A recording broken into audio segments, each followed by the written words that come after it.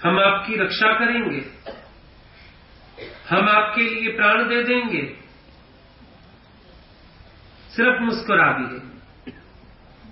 ये तो पतरस का रिएक्शन था। ध्यान देना अपनी अपनी कमजोरियों का हश्र क्या निकलता है। मौत का डर कमजोरी है, विश्वास पूरा नहीं है, ज्ञान पूरा नहीं है, गुरु से लेन देन करता नहीं है, कमजोरी गहरा रही है, बजाय खत्म होने के घाव बढ़ रहा है, बजाय रोग मिट जाए रोग और लंबा होता जा रहा है। होश नहीं है क्योंकि अंतर्मुखता नहीं है। यहां आके नजर किस पे रखनी है? अपनी बीमारी पे। यहां आके नजर किस पे टिकानी है? अपने रोगों पर। समय रहते अगर ये रोग दूर ना हुए, ये रोग तुम्हें गुरु से दूर कर देंगे। दूसरा रिएक्शन यहूदा का, उसने सुना ये कहते हैं मैं राजा ही नहीं बनना चाहता, मन चलने लगा, मैंने तो टाइम बर्बाद किया इनके साथ रह के, बगैर मतलब इतना समय इनको दे दिया। मैंने समझा ही एक दिन ऊंचे तख्त पे पहुंच जाएंगे, मैंने तो सोचा था ये राजा बनेंगे, मंत्रिमंडल में एक ऊंचा पद मुझे मिलेगा, धन मुझे मिलेगा। वो अपने ही सपने बुने बैठा था। गुरु सत्ता को इसने भी नहीं पहचाना, फिर उनको पॉलिटिशियन की नजर से देख रहा है। ये संग रहने वालों की हालत थी। अवतार की दुर्गति ऐसे नहीं होती है। जो पहचानने का दम भरते हैं वही अंधे होते हैं। जो अंदर अपनी कमियां कमजोरियां नहीं निकालते हैं वही अवतारों के भी बदनामी का कारण बनते हैं। वही हालत हुई। अब उसका मन चल रहा है, अंदर ही अंदर उसको अफसोस हो रहा है, मैं क्यों आया, क्यों फंस गया, टाइम बर्बाद कर दिया, ये तो ऐसी फकीरी में जीने को तैयार है, मैंने जिंदगी क्यों दांव पे लगा दी इनके पीछे चल के। समझ लो जिस घड़े में जीसस अमृत भरना चाहते थे उस घड़े को ऐसा क्रैक लग गया, पानी भी भरने लायक नहीं, अमृत तो कहां भरा जाएगा। ये शंका, संशय, इच्छाएं जब ये तुम्हें क्रैक कर देती हैं ना, गुरु अमृत कहां डालेगा? डालेगा भी तो ठहरने वाला नहीं,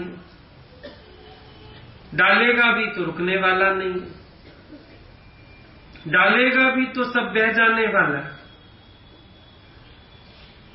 देखना मन की शंकाएं, मन की इच्छाएं अमृत को गिराती जाती हैं कि नहीं। मन में संशय होवे तो गुरु का प्रेम भी शंका पैदा करेगा। गुरु प्यार से चिट्ठी लिख के भी भेजेगा ना, हाँ हम सब जानते हैं, आज चिट्ठी लिखी मेरे को ऐसे किया, अमृत गिराता है नहीं गिराता है। गुरु प्यार से बुलाएगा, पूछेगा, बस ठीक है हम जानते हैं, सब पता है मेरे को, छोड़ो।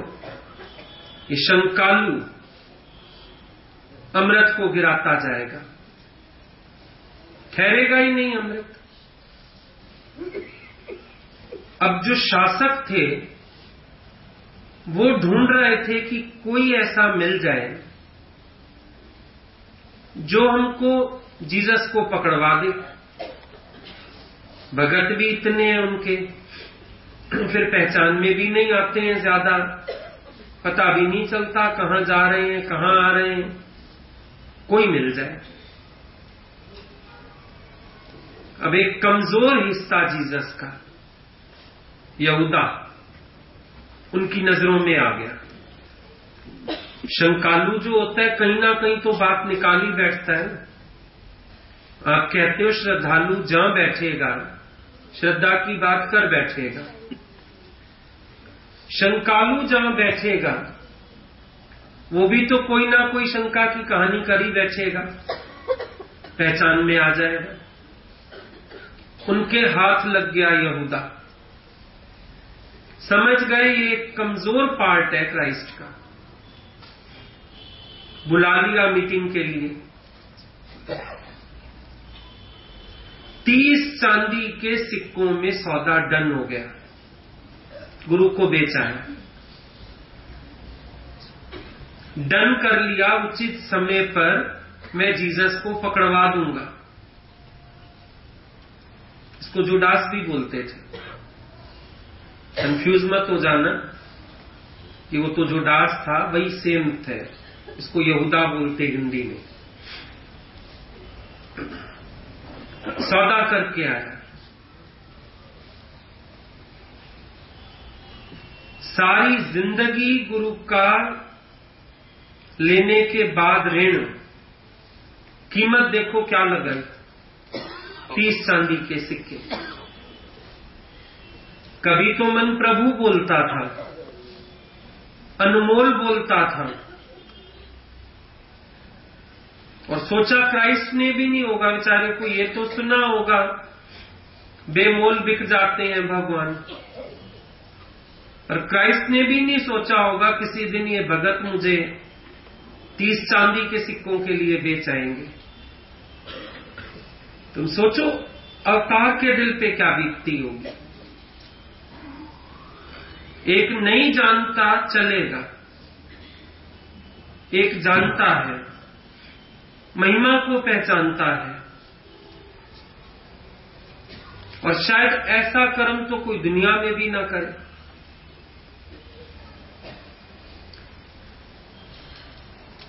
चांदी के सिक्कों की खनक इतनी प्यारी लग गई है कि गुरु के दिल की धड़कन सुनाई देनी बंद हो गई। जमीर भी ना खाया उसका कि तू चांदी के सिक्के लेके क्या करेगा, इनको खनकाएगा। पर उस समय खनका जब अवतार को खो चुका होगा, उस समय क्या करेगा। ये सिक्के उस समय तेरे दिल की धड़कन सुनेंगे, जो धड़कते नहीं वो धड़कन क्या सुनेंगे, तो खनकना जानते।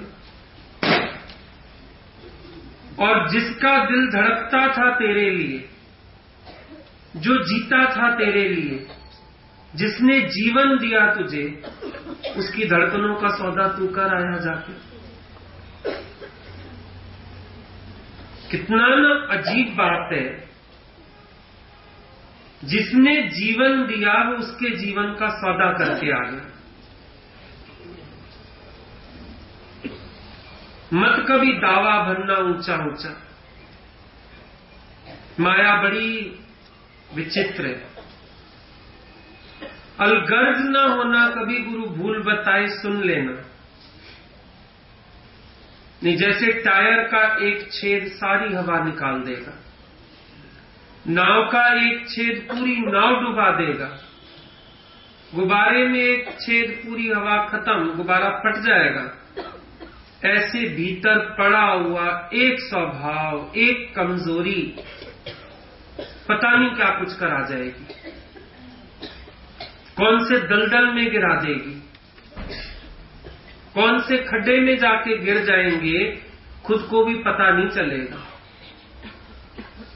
इसीलिए सावधान रहना। गद्दारी करके आया, क्योंकि गुरु से ज्यादा सिक्के प्यारे थे। सवाल पूछा जाए ना, अगर कोई भी गुरु भगत हो, अगर ये सवाल पूछा जाए तुम्हें सबसे प्यारा कौन है दुनिया में, गुरु ही प्यारा है सबसे। सब एक आवाज देंगे, लेकिन आज बड़ी सच्चाई से टटोलना अंदर जाके, कुछ ऐसा तो नहीं पड़ा हुआ जो ये हश्र की तरफ ले जाए, कुछ ऐसा तो नहीं है भीतर में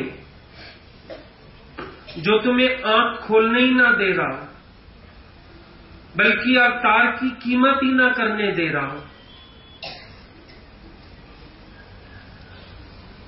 चर्चा करना, निंदा चुगली करना, शंका रखना, ये सब अवतार का सौदा करना ही तो होता है। और क्या होता है? और क्या है ये? आप बोलोगे मैं चांदी के सिक्कों के लिए नहीं, वाहवाही के लिए करते हैं कई लोग। चलो भाई, जाके चुगली खाई, दूसरे से वाहवाही जीत ली, जाके घर का भेदी लंका ढा आया। ये सब भी अवतार का सौदा करने से कम कुकर्म नहीं है, कुकर्म है ये सारे के सारे। और इन कुकर्मों का बहुत बुरा रिजल्ट होता है। आध्यात्मिक पथ से गिरता है इंसान केवल, तो भी सोचते, लेकिन ये तो बहुत बुरा सौदा होता है। रोए हैं क्राइस्ट उस समय, बोले नालायक तूने ये किया क्या, मेरी तो कोई बात नहीं, पर इतिहास में जब जब मेरी कुर्बानियां याद की जाएंगी, साथ साथ तेरे को भी तो गालियां दी जाएंगी। इतिहासकारों की कलम तो कोई रोक नहीं पाएगा, पर जब जब तेरी निंदा होगी वो भी मुझे बुरी लगेगी, क्योंकि मैंने तो दिल से प्यार किया था तुझे। बेटा काला होवे, कुकर्मी होवे, मां का मुंह तो होता ही है। क्राइस्ट का दिल रोया, बोला तूने ये क्या किया, अपने नाम पे इतनी कालक पोत ली तूने, मेरी तो कोई नहीं, जानी जाएगी जाएगी, पर इतिहास में जब तेरा नाम ऐसे लिया जाएगा, सोच मेरे को क्या लगेगा। मेरी तो कुर्बानियां याद होंगी और तेरा नाम ऐसे गालियां दे दे के लिया जाएगा। तेरे को लोग अनाप शनाप बोलेंगे, कल में तो कोई रोक नहीं सकता ना किसी की, जहर उगलेंगी वो तो कि इसने अवतार के साथ ऐसा किया। लेकिन क्राइस्ट के दिल की आवाज तो कहां सुन पाता। चांदी के सिक्के खनक रहे हैं, उसको वही प्यारे लग रहे हैं, गुरु के दिल की धड़कन थोड़ी सुनाई देगी, अभी नहीं सुन पाया। उसी दिन रात को, जिस दिन ये सौदा करके आया, लास्ट सफर हुआ, अंतिम भोज। क्राइस्ट बैठे शिष्यों के साथ अंतिम भोज के लिए। ज्यों बैठे तो शिष्यों का झगड़ा हो गया,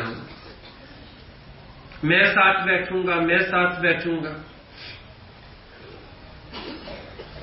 क्राइस्ट के लिए उनका उमड़ता प्यार तो नहीं कह सकते, लेकिन एक होड़ लग गई थी। एक आपसी प्यार खत्म, गुरु की मर्यादा खत्म। अगर गुरु के सन्मुख बैठे हुए तुम आपस में भिड़ सकते हो, तो तुम गुरु का अस्तित्व मान ही कहां रहे हो, सामने कहां मान रहे हो? तुम्हारे लिए वो बैठा है या नहीं बैठा है, तुम्हें क्या फर्क पड़ रहा? हम तो अपने अभिमान में।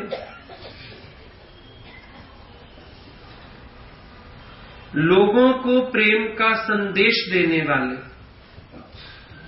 आज लोगों से ओझल होके आपस में लड़ रहे थे। जीसस उठे, उन्होंने जोर से डांट लगाई, बोले तुम सबका जीवन प्रेम के लिए क्या कर रहे हो? शोभा देता है तुम्हें ये सब करना? तभी बोला जाता है 2 गोपियों में कृष्ण जरूर हो गए। आपस में इतने फ्री ना हो जाना कभी कि कोई भी बात कर लो या लड़ लो या झगड़ लो या हंस लो या मजाक कर लो, सावधान रह लो। एक मर्यादित दायरे में रहना, गुरु की शरण में रहना, ये सब जरूरी बात है।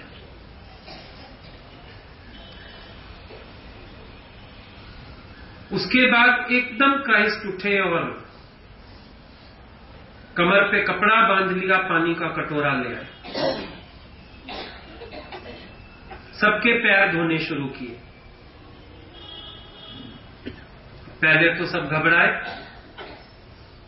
गुरुजी ये क्या करते हो? कहने लगे चुपचाप मुझे मेरा काम करने दो। सबके पैर धो के अपने कपड़े से पोंछते गए। बाद में बोले, आओ तुम्हारी शंका का निवारण करता हूं। पहली बात तो ये, जो इतना तुम लोग दिखा रहे हो नम्रता, आज तक क्या तुम झुकते आए हो? तुम्हारी चरण धूल होके अगर मैं ना चला होता ना, तुम में से एक मेरे साथ ना होता। ये क्राइस्ट का नहीं, सबके जीवन का अनुभव होगा। हमारे साथ गुरु झुकता है,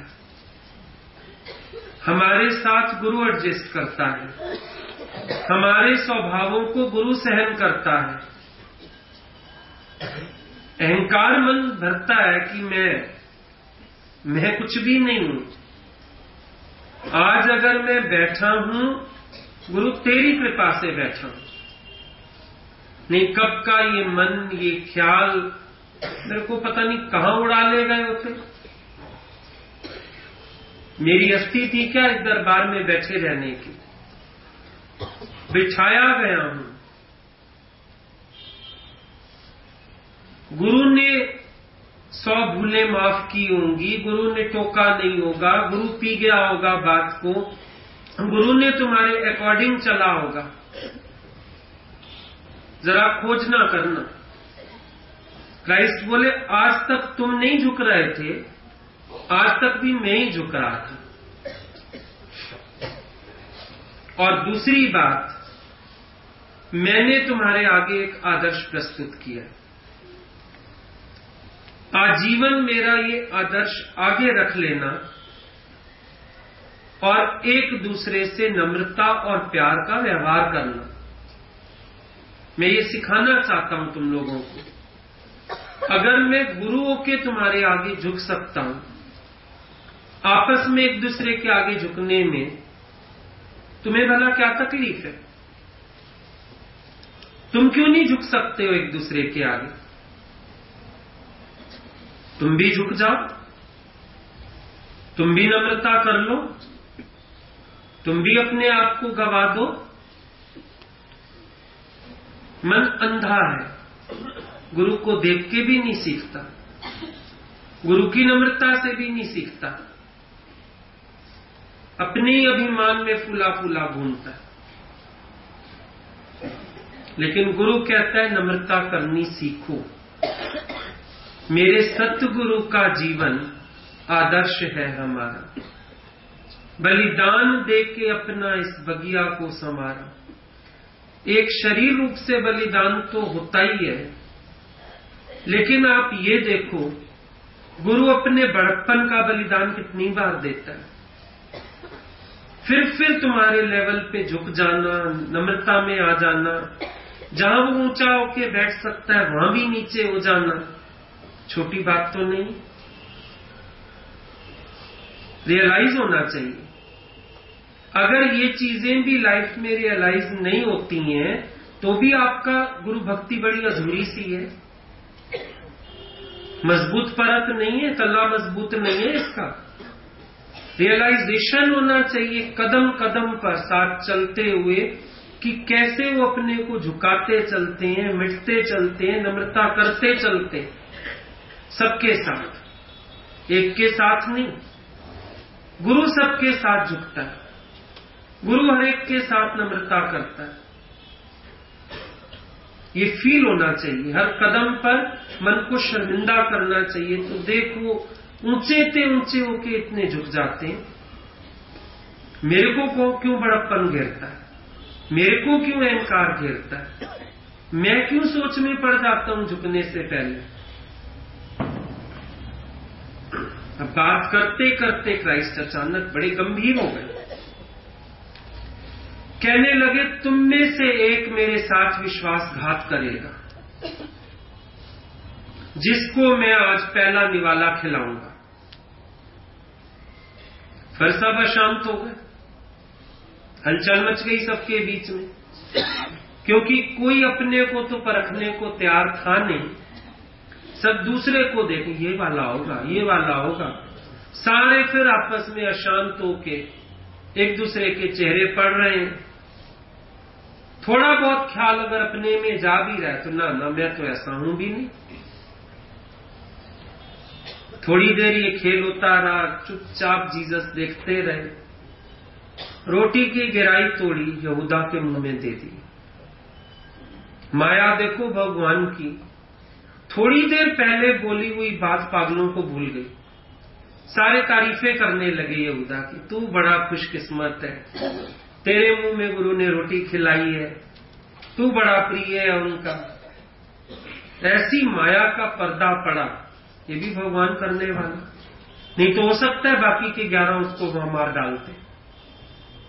माया का पर्दा पड़ गया, सारे उल्टा तारीफें कर रहे हैं, वो तो उठ के ही बाहर चला गया यहूदा। उसको तो पता था अंदर, लेकिन उसका दिमाग नहीं काम कर रहा। देखो कितना भी शिष्य पतन की तरफ चला जाए, गुरु के हृदय में एक प्यार बना रहता है, जागा रहता है। क्राइस्ट ने उसको कौर खिलाया। एक बड़ी समझने वाली बात है, अगर क्राइस्ट उसको जानते, सोचना चाहता तो ये बात वो सोच सकता था कि अगर इनको मेरी हकीकत मालूम है, मुझे निकाल भी तो सकते थे, मुझे क्यों ढो रहे हैं अभी तक ये? अपार दया नहीं है तो क्या? पहचानता ना गुरु का करुणा का स्वभाव, उस समय भी पहचानता, होश आ जाता। जब पता है एक व्यक्ति इतनी बड़ी चाल चल रहा है, अंदर बैठा हुआ, निकाल बाहर करते, क्यों झेल रहे हैं उसको? ये उनकी अपार दया कि ये पाप का निवाला बने।